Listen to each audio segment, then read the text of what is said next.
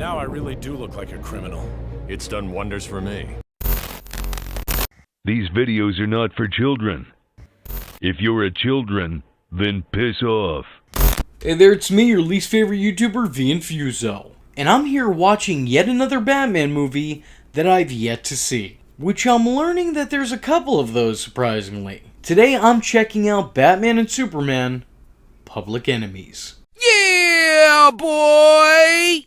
This movie brings back a lot of the talent from DC's animated Tim and Deanie-verse, with most of them reprising the roles that they made famous. Tim Daly is back to give his earnest portrayal of the Red Blue Boy Scout. Clancy Brown is back to play his arch-enemy, Lex Luthor. Oh, excuse me, I'm sorry, Lex Luthor, as everyone says in this movie. CCH Pounder, what a name that is, once again does a hell of a job playing Amanda Waller. Jennifer Hale is cast once more as Killer Frost. And of course, Kevin Conroy is back to play Batman. Because he is Batman, you moron. Unfortunately, it also brings in Smallville alum Allison Mack to play Power Girl, years before we learned that giving this girl power was a very big mistake. Casting Dr. Cox as Metallo? Why? If I was going to put that guy in any DC role, it would be an older Oliver Queen. I have a lot of mixed feelings on this animation, but for me personally, I think it mostly breaks even. The character designs are pretty good, with the exception of Power Girl, who really stands out as being awkward looking to me. Not that I'm exactly one to talk. Lex Luthor is the President of the United States, which is a development that I always thought seemed a little bit out there. I thought it was testing my suspension of disbelief. It was a bit too much. Until I grew up, and yeah, this does seem a lot more reasonable now as an adult than it did when I was a child. Personally, I still don't like the idea on its own, but I do like what's done with it here in this movie. President Luthor appoints a superhero task force, set to clean up crime all around the country. Though as you can imagine, superheroes like Batman and Superman don't quite make the roster, rendering the Dark Knight and the Man of Tomorrow not necessarily useless, but publicly less useful. And less used in general. It doesn't seem like the current Commander-in-Chief is looking to let bygones be bygones, as despite all the duties and responsibilities that would come with presidency, Lex Luthor is still primarily focused on sticking it to the Man of Steel. Not that anything's changed on the opposite side of the situation, as Superman isn't exactly ready to hash it out and make peace with the man in the Oval Office. Despite whatever the public perception is, Lex Luthor is still very much the same person. Still the same narcissistic, self-centered, selfish man on the quest to be the best, and destroy the rest. Because being the leader of the free world, as it were, is not enough for the power-hungry Luthor. He's still out to become the hero in the eyes of the people, still set on being more powerful than anything that came before him, and hopefully anything that comes after. His power lust goes so far that it literally sees him injecting himself with kryptonite supplements in place of steroids. Not only making himself stronger, but making Superman in his presence weaker. The man's hunger for dominance is never truly quenched, because the guy sets his goals so high that it's completely unachievable. Unless you have the ability to fly. Throughout the film, there's an imminent threat of a kryptonite meteor about to hit Earth that will surely take the lives of millions. Yet President Lex doesn't have a care in the world, putting his home world, putting his own people at jeopardy. Also, he could focus on getting one over on his old foe. Because to Lex Luthor, it's less important to save the world than it is to turn that world against Superman. And if Superman wasn't able to save half of humanity, then somehow that makes Lex look better? Despite having the powers on his side, he's still not hasty in utilizing them to the best of their abilities, fearing that overusing them lessens him in the eyes of his peers. You see, it'd be very easy for him to just send a couple of supers up to space to stop this meteor, but he very blatantly chooses not to, instead attempting to resolve the issue himself using missiles. Rather than use a tried and true method, a sure thing in order to save humanity, he's instead putting his people in danger just so that he and he alone can accept the potential praise that comes with saving the world. He's meeting logic with delusional narcissism. Eventually, Lex's ego advances to new heights, as he decides that he doesn't want to stop the meteor, he wants to welcome it, because he thinks the world will be less crowded, more sustainable, and more importantly, his for the taking. Alright, I see you out here, Peach Thanos. For a time being, Luthor manages to alienate the nation away from their favorite alien, telling Americans that Superman is now being affected by the kryptonite meteor plunging toward Earth, as it's apparently making him hostile and violent. He frames this as being the reason that Superman is now not only an enemy of his, but an enemy of the state. I think this is a really interesting thing to do, but unfortunately there's not a lot done with it. We never really see how the citizens of Metropolis, or more so over the citizens of the United States, react to the news about their hero's allegedly villainous ways. We don't know if the majority of people actually lose faith in him, because the movie focuses solely on the heroes and villains of this universe. It would have been nice to see how the public reacted to this news, because when we do see the ordinary citizens at the very end of the movie, they seem very accepting of Superman. So who knows if that's something that's changed over time, or something that just always was. Like, here he is beating the holy hell out of the President of the United States, the guy who publicly claimed that he was an enemy of the state, but everyone's just cheering the guy on. I really wish more of an emphasis was put on the societal consensus opinion on everyone's favorite Kryptonian at the time. It would have been nice to see how they took this development. Lex Luthor employs both heroes and villains to try and put an end to the world's finest, basically putting a hit out on Supes and literally making him America's most wanted.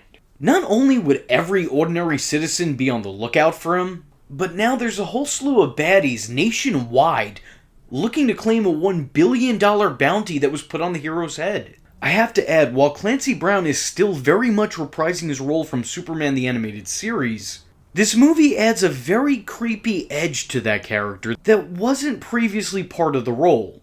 Tell me something, Power Girl. Now that you've been up close and personal with Luthor, how do you feel about him? He makes my skin crawl.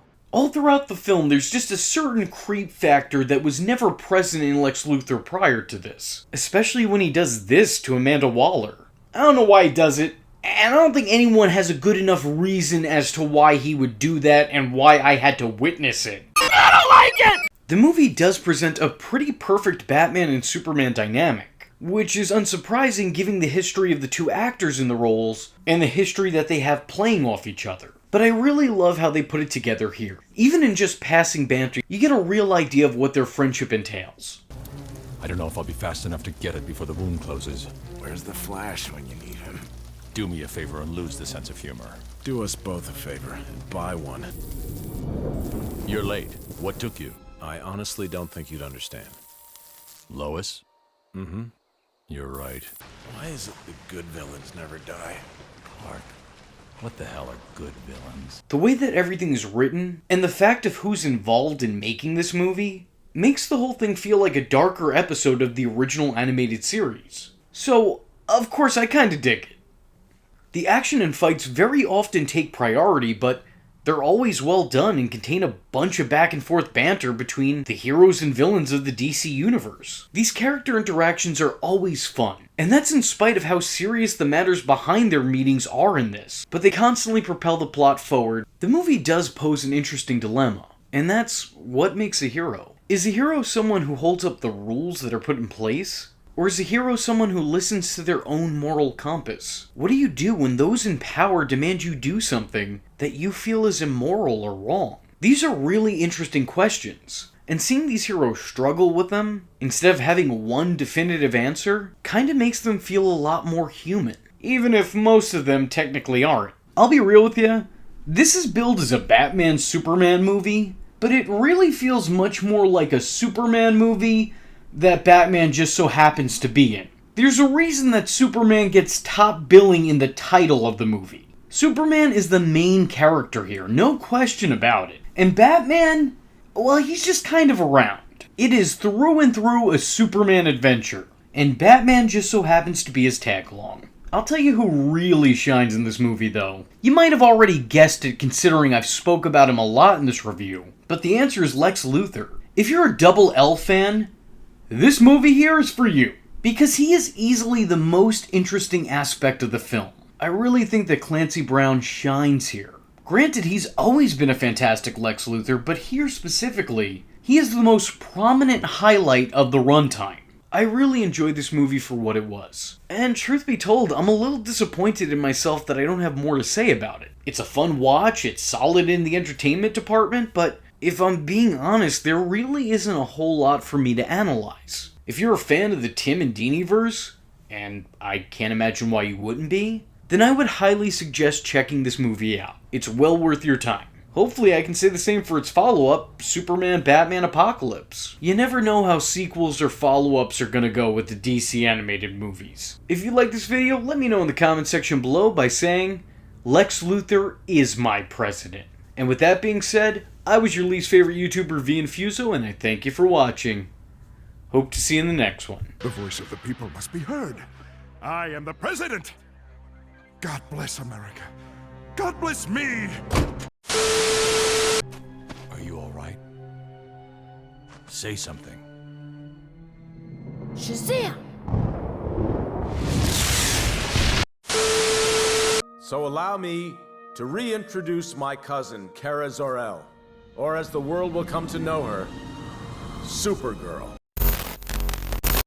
Hey there, it's me, your least favorite YouTuber, Infuso. And a few months back, I checked out Superman and Batman Public Enemies, which was a pretty good Batman and Superman outing that felt a lot more like a Superman outing that Batman got dragged into. And today, I'm here to check out its follow-up, Superman and Batman Apocalypse. I mentioned in my last video that this was the sequel to the previous Batman and Superman movie, but some people seem to fight with me on that. And I have no idea why, because it is. The same talent that was behind the last movie is behind this one. Same voice cast, same creators. Even the story acts as a direct continuation. The opening seconds of the movie have news reports talking about the resignation of former President Lex Luthor and the destruction of a giant kryptonite asteroid, which is exactly what happened in the previous movie. Also, these two movies are sold together and are the only two movies labeled Superman/Batman. I think maybe the confusion comes from the change in animation style, which is definitely a thing. The art from this one doesn't really line up perfectly to the art of its predecessor, but I think this is kind of like when one artist takes over for another in a comic book series lineup.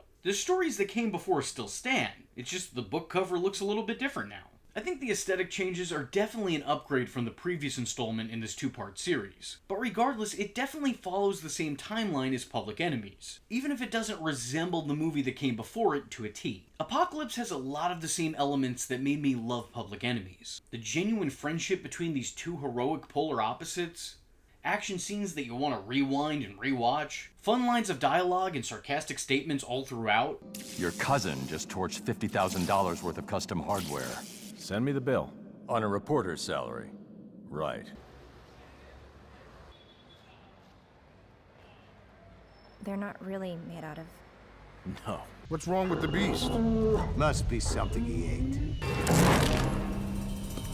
But if the first movie felt more like a Superman movie with Batman dragged along for the ride, this one feels more like a Supergirl movie with Batman and Superman dragged along for the ride. Really, she should have got top billing. I can only imagine she didn't because at the time, it was probably thought that Supergirl movies didn't sell. Because at the time, well, they didn't. I just find it strange that these two movies are marketed as being Batman and Superman adventures, when it seems like Batman's just the plus one. This would have even made more sense being called a Justice League movie over being called a Batman and Superman epic. I mean, it wouldn't have made a lot more sense, but it would have made more sense. The movie starts like all great movies do, by ripping off the Terminator, and it would appear that the role of Kyle Reese is being played by Supergirl. Superman's cousin makes her way to Earth and immediately makes it onto the Dark Knight's radar, and also his batshit list. Batman is more than just a little suspicious of the stranger from the sky, who seems to have very limited knowledge of her life before her time on the planet. Unlike her younger, but now older cousin, she finds herself in far less control of her growing power.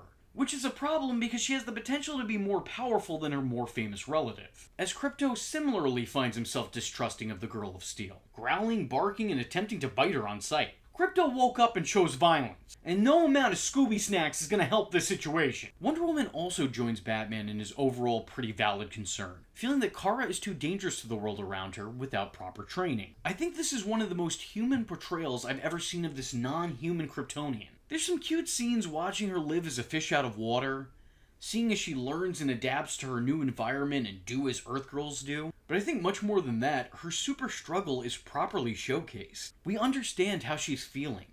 She arrives at a planet that she was predestined to land on, and it seems immediately her decisions are made for her. Batman decides she's a threat and wants her under the observation of the Batcave. Superman decides that she should live the life of a civilian. Wonder Woman decides that she needs to stay amongst the Amazons and learn how to properly be trained. She doesn't really get to make any choices for herself, and over time that understandably makes her more than a little bit resentful. So it makes sense that she turns to the dark side when introduced to Darkseid, because unlike the heroes that she encounters, he encourages her to make her own choices, which unfortunately leads her to making the bad ones, because the bad guy is the only one giving her an option. I do think they lose the plot a little bit by doubling back and saying that she was under Darkseid's influence as opposed to her making a mistake. And that seems like a mistake on the behalf of the creators, because it would have been a much stronger story had mysticism not played into this. A simple misunderstanding and manipulation would work wonders on this story. I think it would be more telling of Kara as a person, because even though she's an alien, she's still a person. A person who could be misled, a person who, when is under pressure, could crack. People make mistakes, and I personally think that that is a better story than what was told. They had something good, but then they muddled it a little bit. It's okay, I still love it. I like the way that Kara finally stands up for herself at the end of the movie, and I think it's a pretty impactful moment. You could have become the most powerful being in the universe. Your life here will be nothing in comparison. But it'll be my life. Kara's basically saying that even if she doesn't live up to the potential others see for her, or the expectations they have of her, she's still determined to live her own life, and live it the way that she sees fit, because it is her life to live. I also love how this movie portrays Superman. In a very similar sense, it displays this alien's humanity, as ironic of a statement as that is. Not only does he have an immediate, unbreakable bond with his blood, but despite being her younger cousin, he really takes on more of a big brotherly role. Well? No way. Perfect. Rightfully so, he's very protective of her, and his care for Kara is endearing. His love for her is sweet, but unbeknownst to him, it can almost come off as suffocating, as he's treating her more like a child than her own person, by constantly standing in her way and not letting her take her own risks, all because he thinks he knows better. But even past his care for his cousin, this movie does right by this character, showing him being forced to take the lives of mindless, soulless drones, but still grieve over their loss and feel guilt over having had to stop them.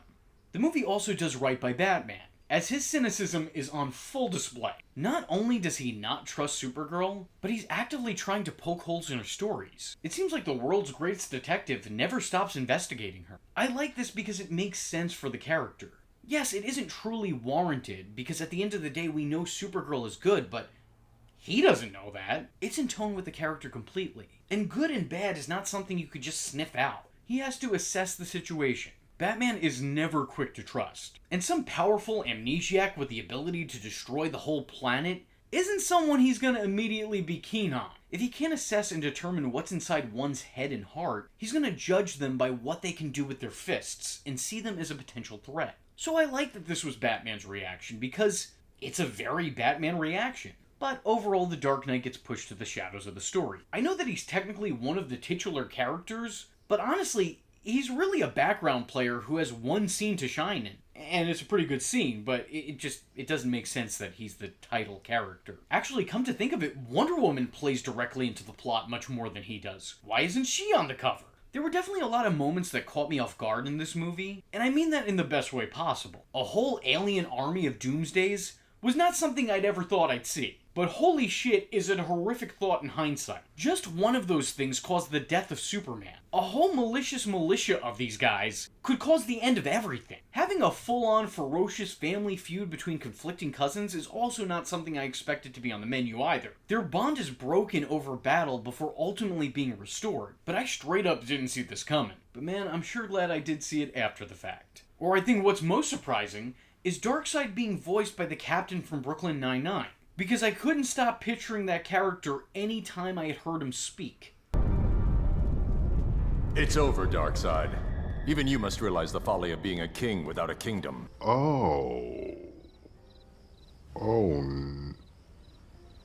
No. I gotta say, I think I like this movie a lot more than the first one. I think that there's a little bit more depth to this. This one feels less action-induced and more plot-focused, making the sequel feel more purposeful than its predecessor. I think it has a much stronger story, and it's a better overall product than what came before it. Honestly, if anything, this just makes me want to see a Supergirl movie more now than ever. It kind of feels crazy that we haven't gotten one, especially after this. There's obviously so much that can be done with the character, and what that character's introduction can do to the fictional world that surrounds her. And I find myself a little bit bummed that this is where this canon ends. I really would have been in favor of seeing it continue. Maybe have a whole universe in a similar fashion to how the DC animated movies work now. Regardless, I give this movie my highest recommendation, and if you haven't seen it, I highly suggest you go check it out. And if you enjoyed this video and want to see more Batman and Superman content, leave me a comment saying, Batman VET. Not just because it's topical, but because that was the real superhero beat-up film that we deserve, but not the one that we needed. Anyway, with all that being said, I was your least favorite YouTuber, Infuso, and I thank you for watching. Hope to see you in the next one. Oh, and before you go, I wanted to ask, have you ever loved one of my videos but couldn't find it because the copyright overlords have struck it down and smited me? Have you ever wanted to watch some of my many deleted videos again? Have you ever wanted me to review something specific? Like, we're talking a whole ass review at your own request. Have you ever wanted early access to my content weeks or even at times months before it comes out on the channel? Well, if the answer to all above is yes, you're in luck. All of these things are a possibility with the relaunch of my Patreon, so feel free to check it out, and sign up for all the rewards I mentioned and all the ones I didn't. Link in the description below. I am vengeance. I am the night, and that was Infuso. Just remember, if you're not tuning in, then you're missing out. So, if you like the words that came out of his mouth hole, and you too would like to become a V-generate, don't forget to like and subscribe. Thanks for watching, nerds! And if you're not joining the fun, you're in for one bad day. And you know what they say about having one bad day?